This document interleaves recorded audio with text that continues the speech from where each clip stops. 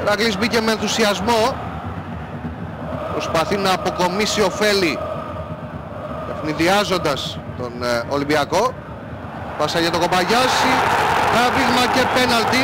Το έδειξε ο Νταλούκας χωρίς δεύτερη σκέψη και πηγαίνει να δείξει και κίτρινη κάρτα στον Μέλμπεργκ, που κερδίζει ο Κοπαγιάση εδώ από το τράβηγμα, όπως φαίνεται να είναι του Μέλμπεργκ, εκεί με το αριστερό του χέρι.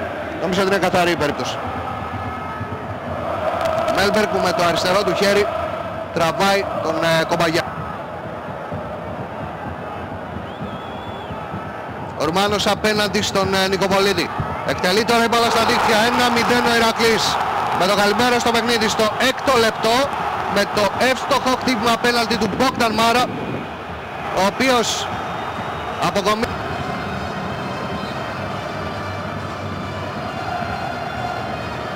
Πέναλτι.